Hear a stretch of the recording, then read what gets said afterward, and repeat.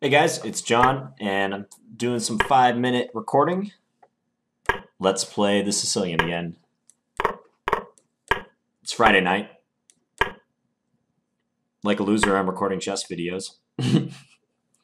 No. Like a winner, I'm recording chess videos. Bishop e3. I don't want to get into some sort of, whatchamacallit, dragon position. That's the word I was looking for, dragon. So I'm going to play knight g4. Takes on c6. So if I take e3, you take d8, I take d1. What's going on there? What's going on in that position? I don't think I had to mess around with that because I think just this is good. If he goes bishop f4, I can play queen b6, no? Double attack.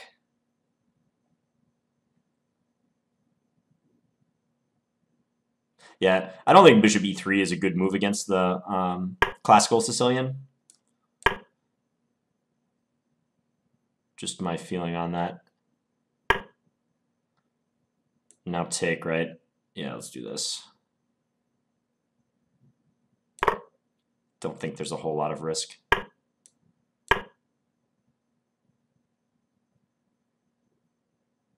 He'll likely kick me back. h3 or f3. No, he does not.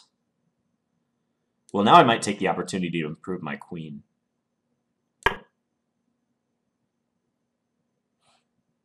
See where he places this. Because if he goes to, let's say, d3, or anywhere really, don't I have knight takes f2?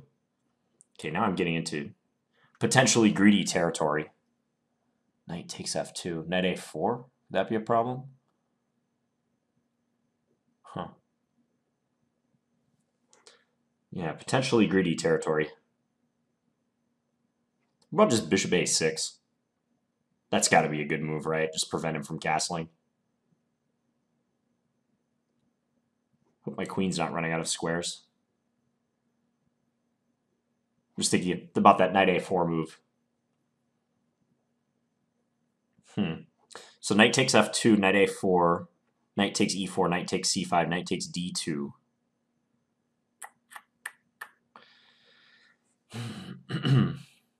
These are tough situations. Like, do you go for more material? Or do you just try to pick up the development pace? I am really torn at the moment.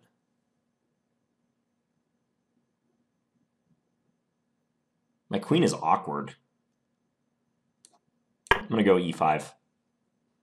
That knight a4 move keeps creeping into my head. So if he goes bishop g5 or bishop g3, I think I might even play queen d4. Not yet. Let's just go here first. There's no need to play that move immediately. Let's just castle. Take it easy.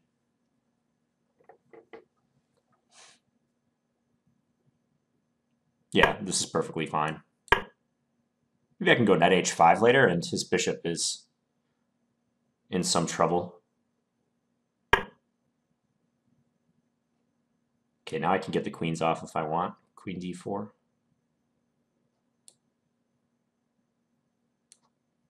Again, I don't think it's necessary yet. Well, he might play f4, so let's just do this.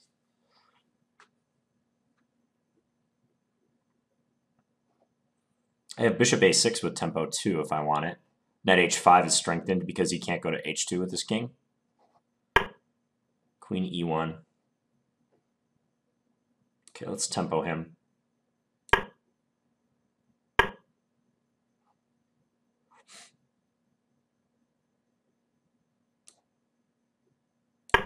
Let's go here.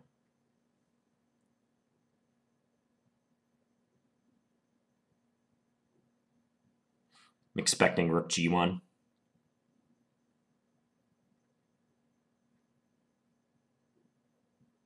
I think I'll play this just to be safe. The only plan I really see for him is to go f4.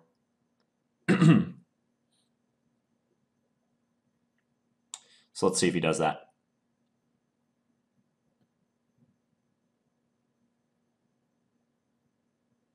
Because his kingside setup is not well suited to anything super active here.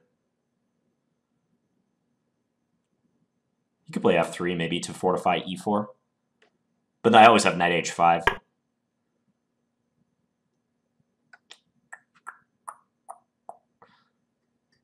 Okay. Let's just play simple.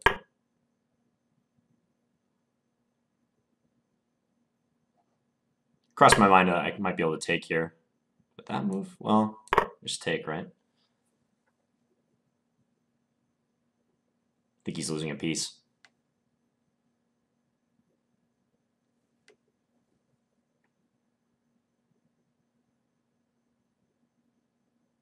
Yeah, he's going to lose a piece.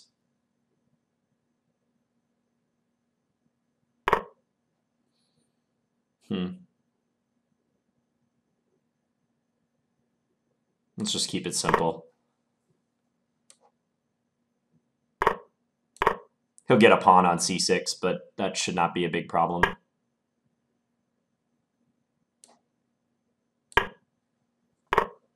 We've got that under control.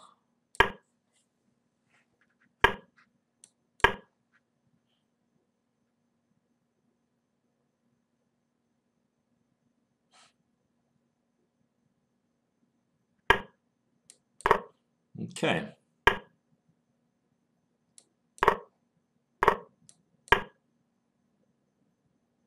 Now, as they say, the rest is a matter of technique. Let's put our bishop on this lovely diagonal. Okay, I don't know why I did that move, but okay, let's go here. I'm giving him a pass d pawn for some reason.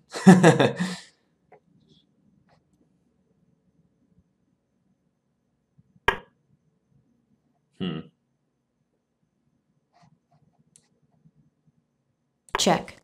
Don't think I'm overly concerned about that. Bishop b6 check is in the air.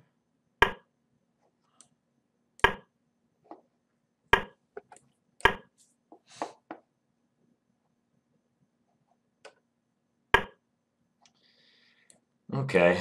All right, let's just do that. Keep it simple.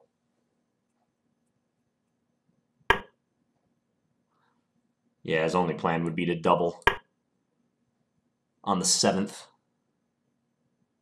I'll just go rook f2. And then advance my e-pawn.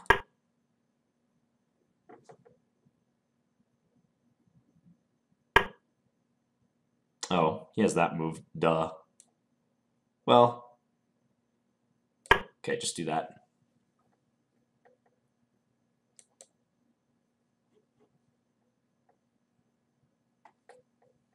This game is dragging on for a while.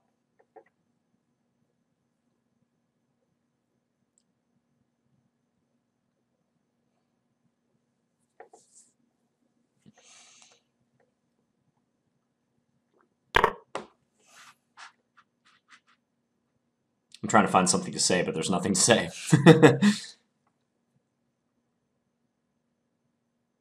Check. So one thing I'm trying to do in these videos is like, I feel like there's a tendency to try to talk too much about the position Check. rather than just play it. Check. So if I don't see anything relevant, I probably just won't talk. You guys will just have to deal with it. But you guys are awesome, so that's not a problem. Check. He still doesn't want to resign. I mean, it doesn't bother me too much, just kind of like waste of time. I guess I'll do the old lawnmower checkmate.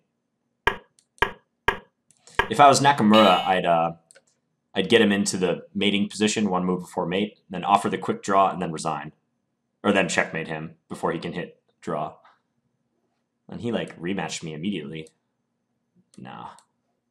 Sorry, Rafat. Well, I hope you guys enjoyed that video. I'm going to take a quick look at it from the beginning. So bishop e3. I speculated that this might not be that good of a move. I think e5 is also good here for black. But knight g4 just seems testing. And then he took here. I took there. So I was wondering about the knight takes e3 reply, if that was legitimate for me. Like knight takes e3, knight takes d8, knight takes here. I just didn't really want to calculate it because it's a 3-minute game, and I mean it's marginal. It's probably a marginal question whether this is even better than the game continuation. You know, I'd have to look at like what happens if he takes here, or you know, maybe he just simply takes and yeah, I have the bishop pair, but my king is in the middle. It's not that huge of an advantage for black. So I'm happy with what I did, just recapturing and then playing queen to b6. Taking the pawn on b2. I don't think he's quite developed enough for this to be a true poisoned pawn, where I'm giving him massive compensation. Here I am curious if I could have played knight takes f2. Oh, actually, okay, I think I see a much simpler refutation of knight takes f2. In the game, so the idea is to try to deflect his queen, right? Like if he takes here, I can take on c3 with check. In the game, I was pondering knight a4 when my queen can't stay anywhere on the diagonal to defend the knight. And I was wondering about this desperado again, like what happens in this case. Probably that's fine for black, but I think he can just play bishop e3. It's much simpler. Yeah, that just refutes knight takes f2. Just confirm for a second. Yeah, bishop e3. So I think it's good that I played the e5 move that I did in the game. And then just developed. This play around here was a little surprising. I think if he's going to move his king, which is maybe not a bad idea, so he can free up his f-pawn, he should play king h1. Then his bishop has a square to retreat to later on, if it ever gets harassed with knight h5.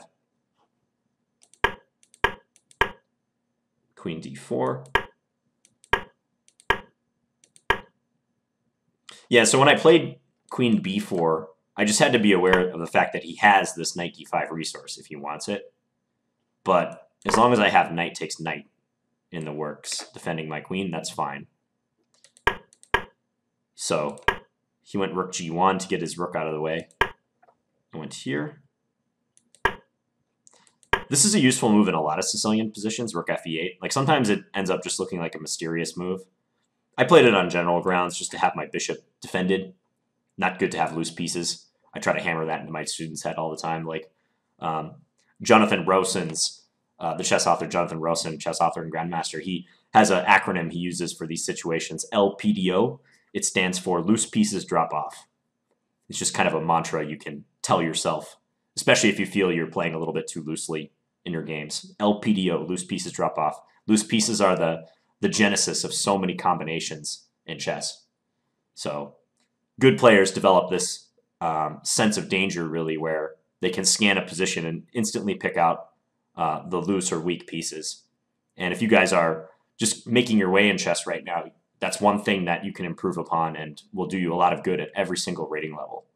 So always having an accounting, always in the back of your head, knowing where the loose pieces are in the position for both you and your opponent. That's important.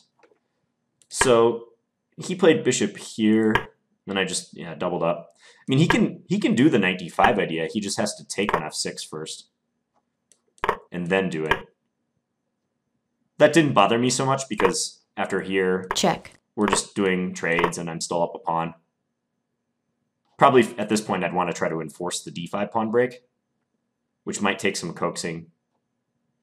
Maybe I start with king f8 and put my king on e7. And maybe later go bishop c8 to e6, something along those lines. Possibly the rook, the b file could be a battleground. I'd like a crack at trying to win that position. So yeah, after knight d5 though, he was just down a piece. Knight takes knight. So his bishop's loose on h4. That does him in. Yeah, knight takes knight, over. Even with best play, little surprised it's not that huge of an advantage. I mean, I am up a pawn, and I think I have a nice position, but Engine is not that impressed by my by my game here. Take, take. Don't know what white really does, though. Okay, so I guess that line we were looking at is the Engine's preferred Check. choice. This position. And king f8. Okay. All right, well, we're going into the weekend, so I hope you guys have a good one. And please leave me any feedback in the comments as usual. And thanks for watching, guys. Really appreciate it. See you guys later.